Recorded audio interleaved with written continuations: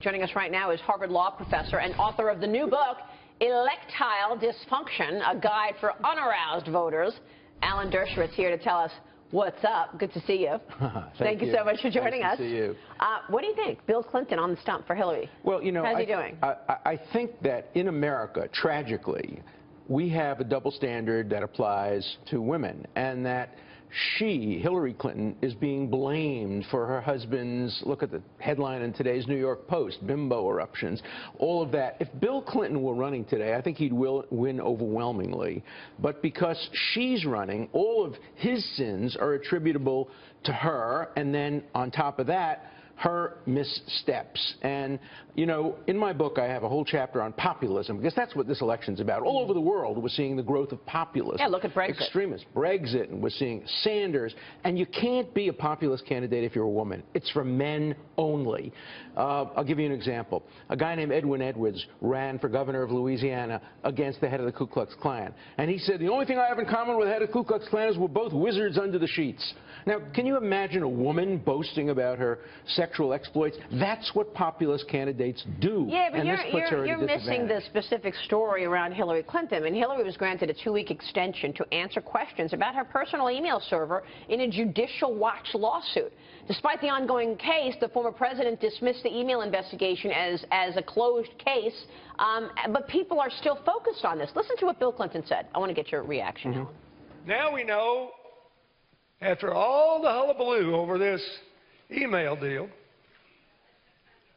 you know, it was for a year we were told this is the biggest problem since the end of World War II. Right? Oh. Finally, the Washington Post, their everlasting credit, say, I think we've had about enough of this.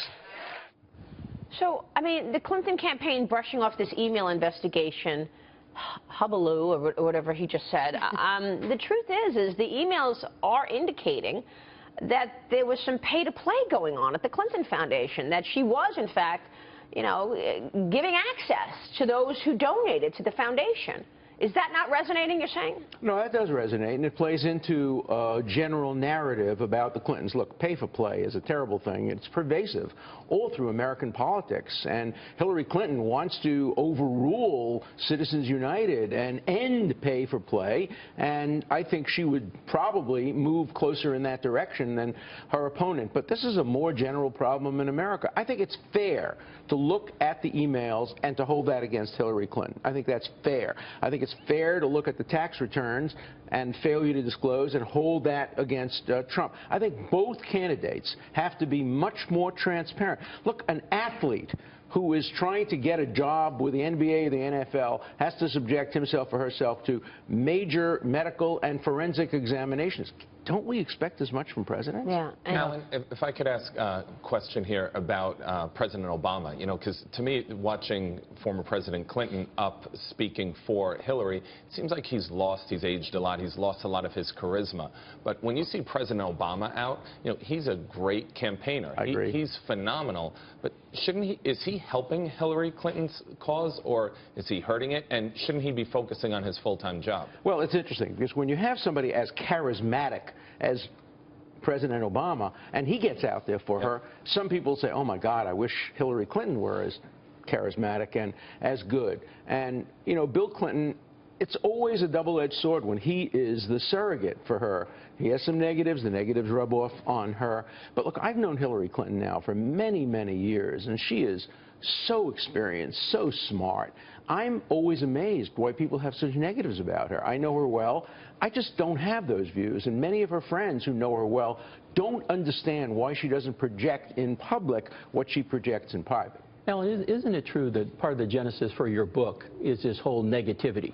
I don't think I've ever seen an election where it will be determined more about a vote against the other candidate than a vote for. I mean, is that, have you ever seen this before? I haven't, and I start my book that way. Yeah. The electile dysfunction that I'm talking about is the fact that in this election, more people will be pulling the ballot against the candidate than in favor of a candidate. The negatives are very, very high on both sides, and that's a danger to democracy. It also may result in people staying home or voting for third-party candidates. Yeah. And the worst thing is democracy by default. Yeah. You know, that happened in Brexit. Young people stayed home.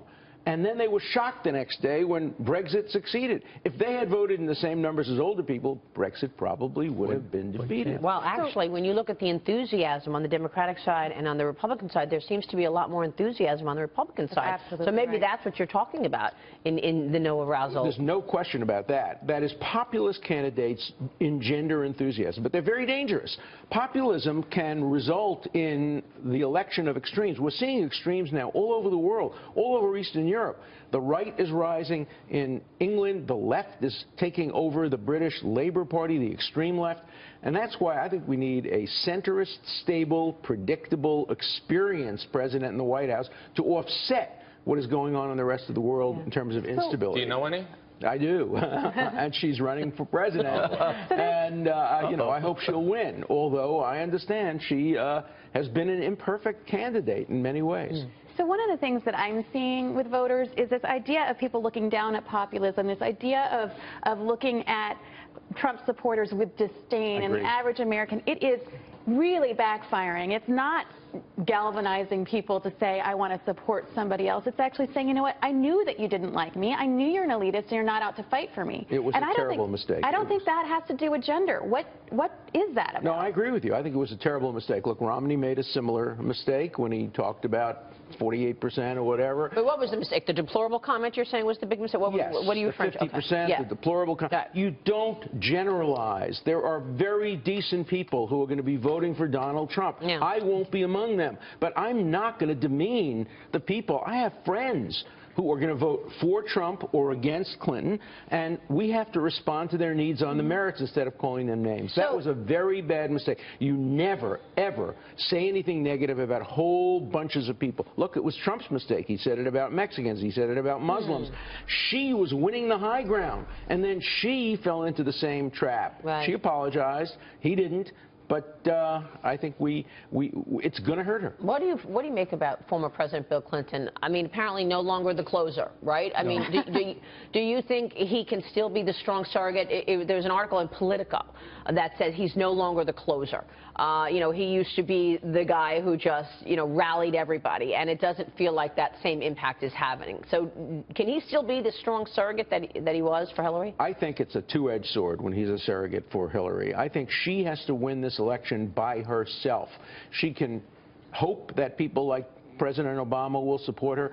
People, when they get into that voting booth, they see her image. They want to know whether she'll be in the Oval Office for 4 years or 8 years.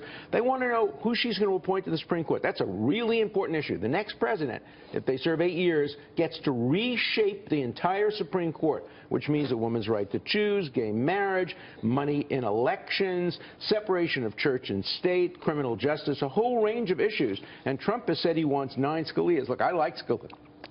He was a friend. Even Justice Scalia wouldn't want 9 Scalias. He might want 5 or 6.